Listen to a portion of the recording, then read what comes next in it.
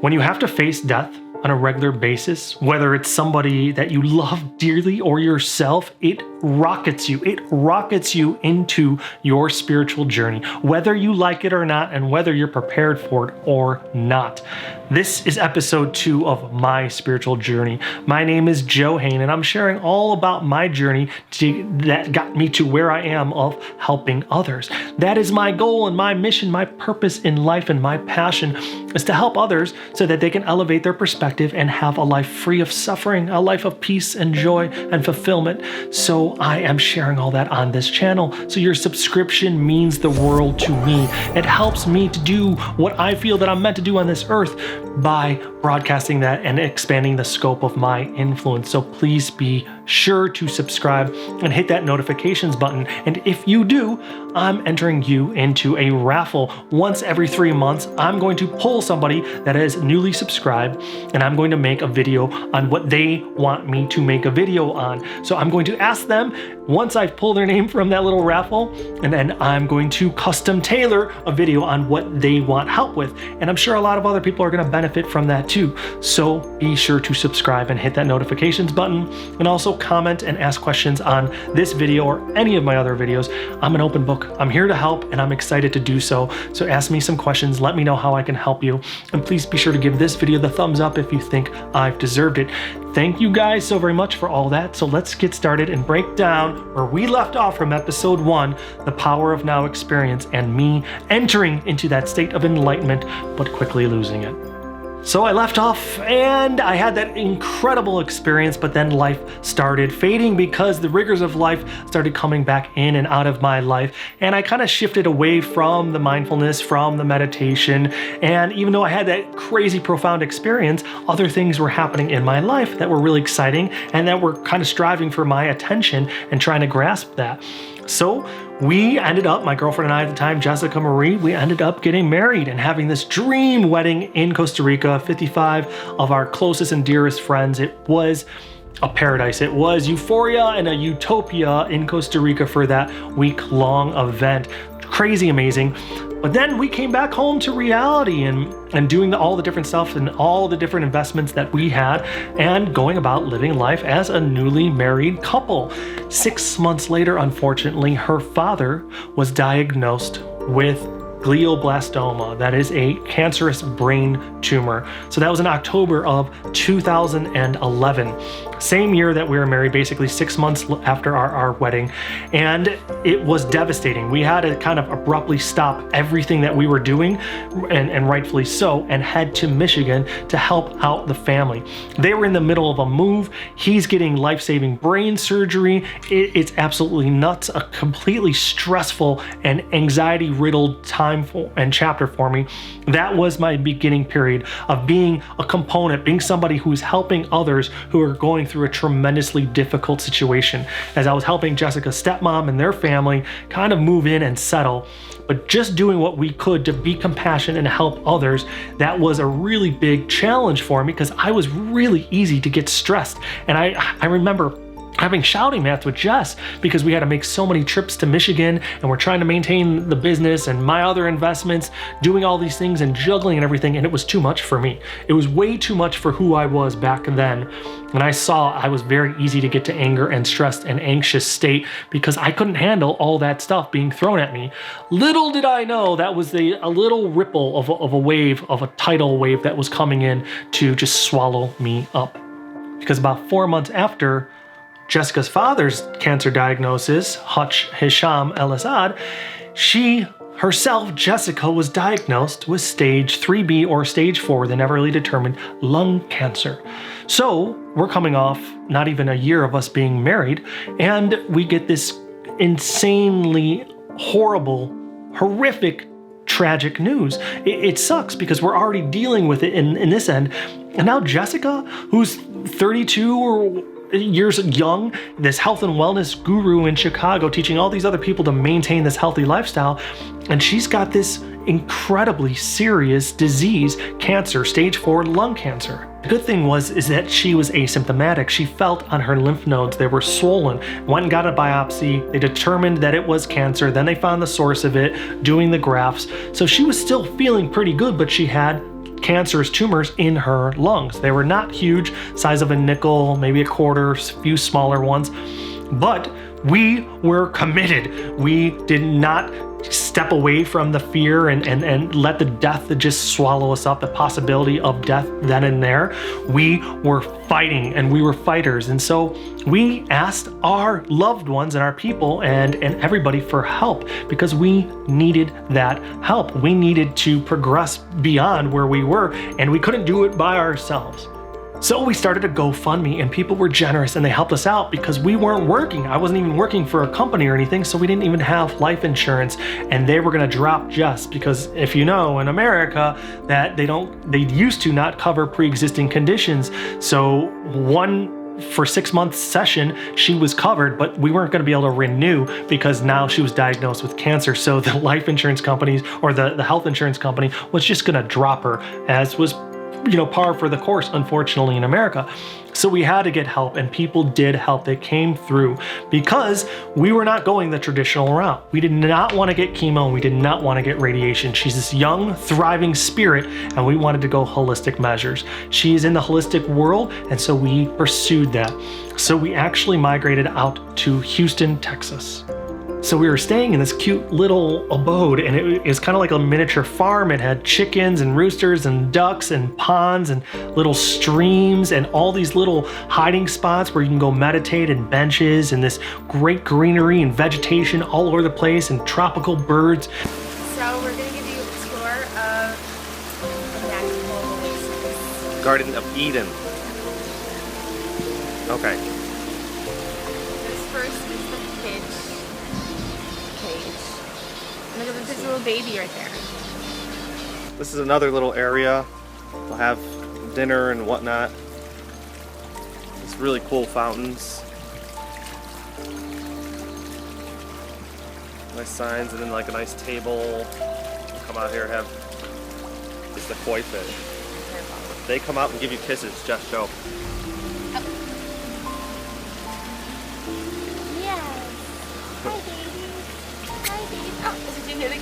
Yeah, that wasn't made up. That was really a kiss sound. It was this really beautiful sanctuary, and that was the first time that I ever found out that basically I love gardens, and I love being outside in that extremely just profoundly spiritual space. I felt attuned to nature. I felt settled. It eased my anxiety and stress, and it did wonders for Jessica, of course, too, because she was the one doing all the battle. It's her life at stake here, and it was an extremely serious situation. So that garden was such a beautiful thing for us both. And Jess was involved in the church back home, a non-denominational church, and it very much helped her out. She was committed to that, and she needed that. She needed faith and religious some kind of spirituality to rely on to help her through this extremely challenging chapter. I jumped on board too, but I was not really committed. I was just doing whatever it took to help Jessica become better and to heal through this extremely challenging chapter in our lives.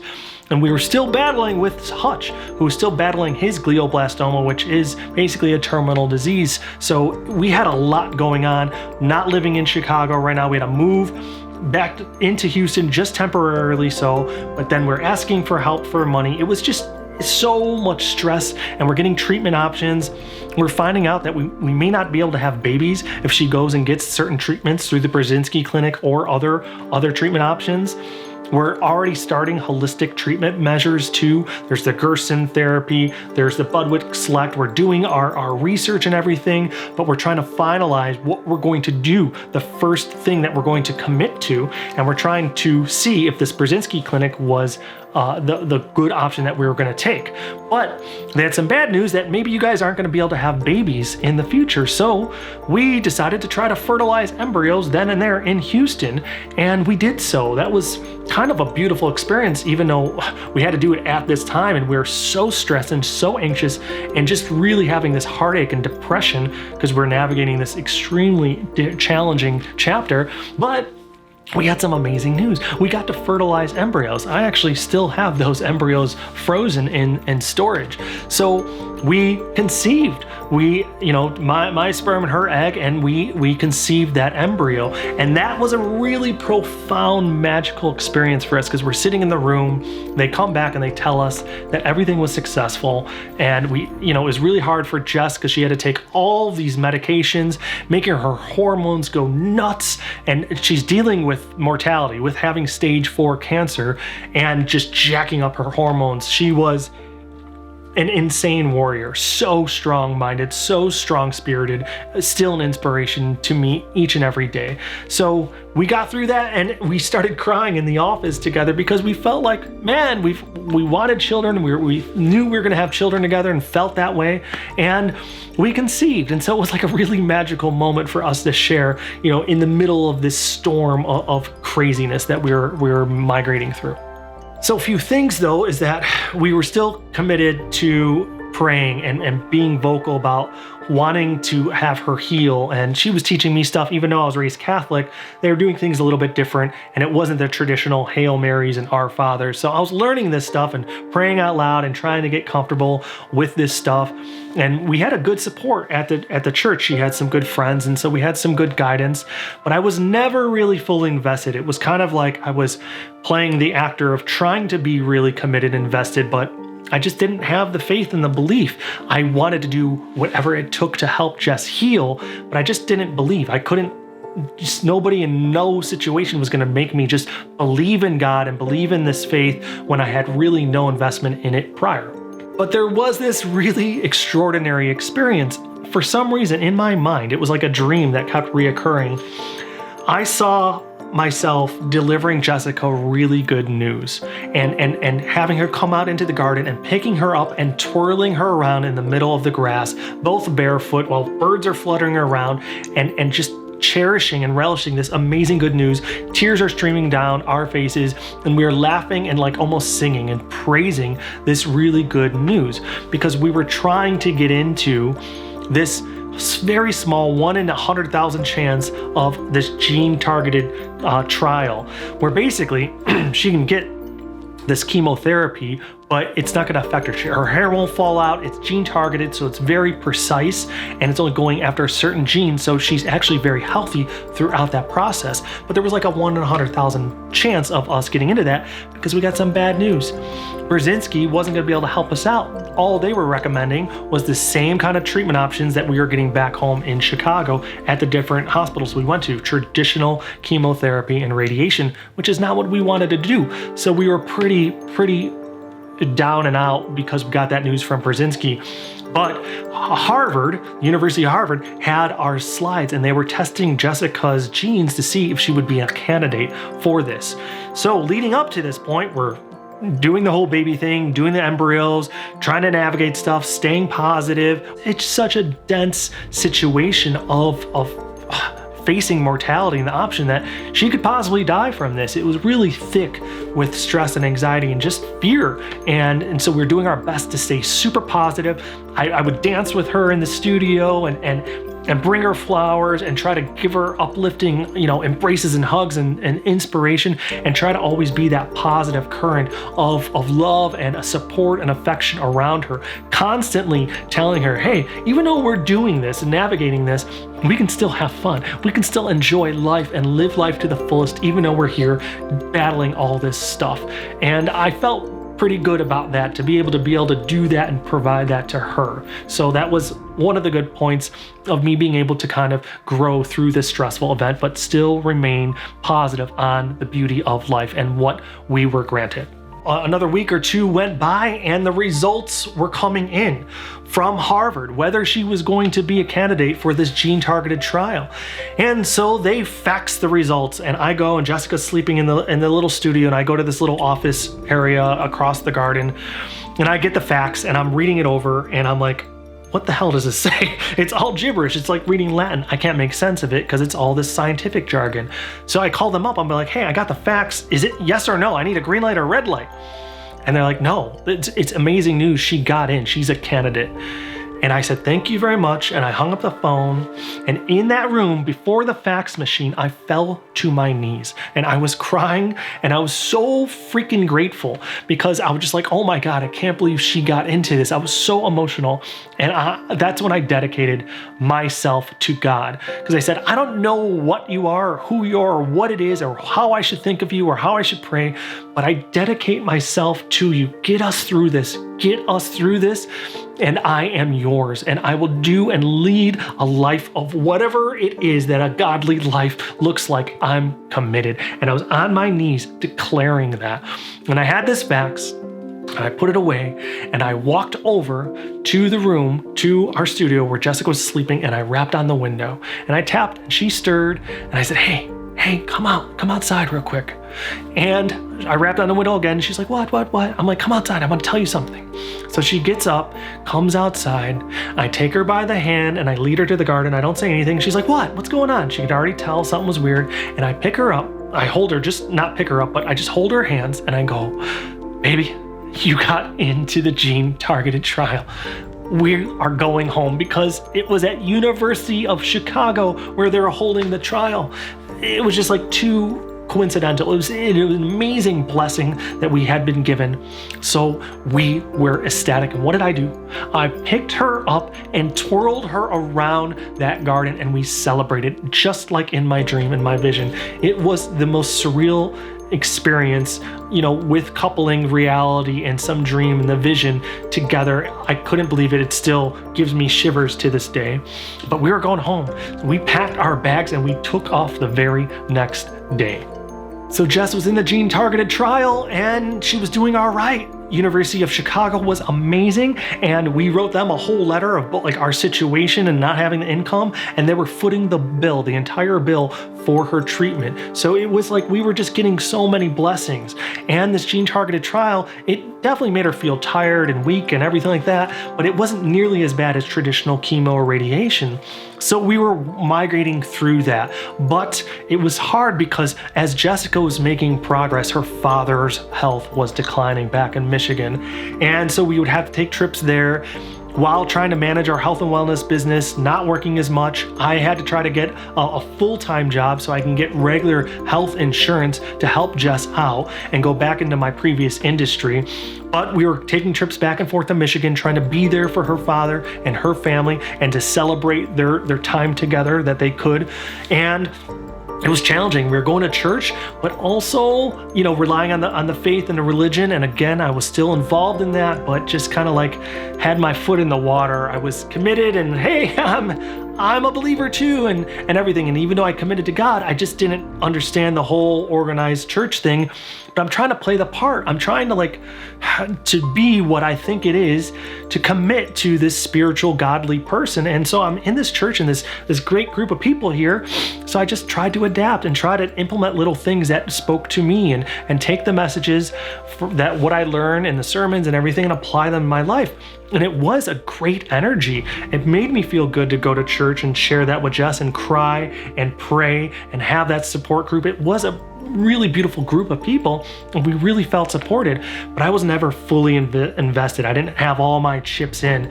It just, something was anchoring me back. I don't know what it was, to this day, but it all turned out pretty all right. But it was a great group of people, great organization, and it was really nice to have that support. But unfortunately, Hutch's health was fading and he was getting near to the end. And so we went back to Michigan and eventually we did lose her father. And that was a tremendously challenging experience for Jess to have to kind of navigate that and migrate through that, because it's so hard to lose your parent. It's so hard to lose a loved one. And she was partially raised by that man and had such a fondness and love for him. They were insanely close. So it was really, really challenging for her. But we did grow through that and grew stronger and grew closer with the family, spending time together, making the most of it, trying to uplift each other and support. So it's like I felt like I was growing in leaps and bounds through this entire experience. It was really tremendous, but very, very challenging. Still suffering waves of anxiety and grief and everything as well. So that happened in October of 2012, but Jessica was still fortunately making leaps and bounds with her own health, and the tumors were shrinking with this gene-targeted trial. So we were getting successful news leading up to that. So we were seeing progression and growth and everything. And in time, they declared that she was in remission. So we were like, oh my God, this is what we've been working so freaking hard. And we're so excited. She's still navigating the grief of losing her father, which she would do for a very long time. And it was very challenging for her, but I was like, okay, we're in remission. We're good to go. Let's get back to normal life. Like, I just wasn't nearly as supportive or empathetic or sympathetic to her struggle. I had no idea. I had never really suffered that kind of grief. So I just thought in time she should be getting better. But the months passed and she was just really succumbed to grief and still her own mortality. So I think I could have been a lot better, but you know, I learned from that experience. I don't look back and judge myself and feel a lot of guilt and everything. I just didn't know any better, and I was doing the best I could. I know that now, but I wasn't always in this more healthy space. So I was trying to be the best I could with Jess, and she was in remission supposedly, but her energy levels weren't quite there. And I remember having conversations with her like, what's wrong with you? Like, you don't have cancer anymore. Like, why? We got to get back to life and living life and being productive and inspired and motivated, because she was always like this bubble of energy and motivated to pursue the business. But now she like didn't have that motivation as much, and she felt tired on days and all this different stuff. And we never really understood what was going on. And then we were hit with another wave of loss. My grandfather passed away in August of 2013. So we've had, time, almost a year, to grieve the loss of her father, but now we're hit with this. And so it's just a lot of a loss adding up, and we're still navigating this, and she's not quite herself yet. And we're trying to figure out what's going on and trying to get back into living life and kind of just enjoying being newly married still. I mean, it had been like a year and a half at that point. So my dedication to the church and going kind of started to wane a little bit, because I'm like, oh, she's in remission. That happens, right? Hey, give me everything I want, God. And then when we get what we want, we start kind of forgetting about our little promise and our vow and everything. Jessica still was very much involved and loved the church and relied on that. And I love that. I love that she had that faith and had something like that to really rely on and to have and believe, because it was tremendously valuable then and in the months to come, because she got sick one day and we just thought it was food poisoning. And so we took her to a nearby clinic, and they gave her the IV, gave her something because she was throwing up, lightheaded, suffering from kind of migraine headaches. And then she was at the clinic, went back home, was not getting better. So I took her to the local hospital, not University of Chicago, but the local hospital right by our house in Lakeview. So we went there and they kept her overnight. That was the only night I didn't stay with her in the hospital, because it was like 2 blocks from the house. And I said, hey, I got to work in the morning. I'll come back, because we just thought it was food poisoning. She'll be okay. We'll get her in the morning, and she's getting better hopefully through this. She's not getting better though, and I go back the next day and they're like, yeah, she's not getting better. She actually seems like she's getting worse. So we're gonna have to run, some scans and do a whole MRI and everything. So I go, okay, yeah, that's fine. And so they come back with the results, and the doctor, everybody in the staff, it's like somebody died in the hallway that they loved, because they came in there like it was a cemetery. And I'm like, oh man, something is not good. And Jessica was sleeping. She was pretty much incapacitated in a sense, just sleeping and resting and just resting the whole time. So in the bed, they're like, we need to talk to you. And I'm like, oh, this can't be good. Like, this is the same kind of experience about receiving this cancer diagnosis. And they're like, unfortunately, we found dozens of tumors in her brain when we did the scans. Her brain is riddled with cancerous tumors. And the life just poured out of me. So the gene-targeted trial had been working, but the medicine didn't go through into the blood-brain barrier, couldn't break that. So the cancer went where it could thrive.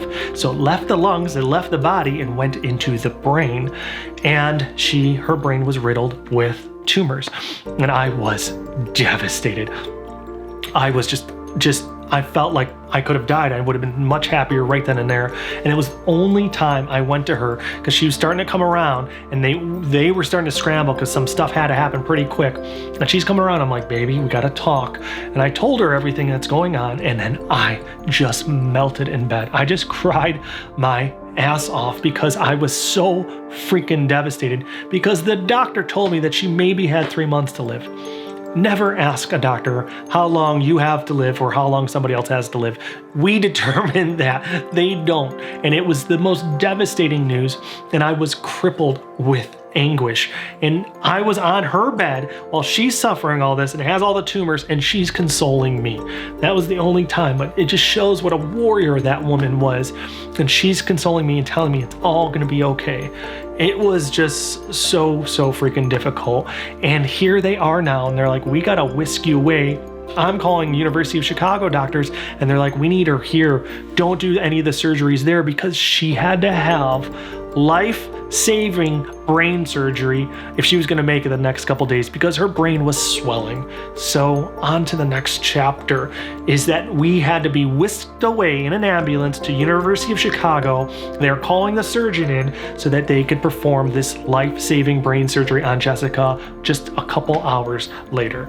So I'm going to save that next story for the next episode, because however crazy this was, this is where it really turns and gets absolutely nuts and bananas. So thank you guys for paying attention to me today. Sorry, I'm getting a little bit emotional having to kind of navigate that again. It's tough and challenging, and there's a lot of beauty to this story, and I hope it can help you.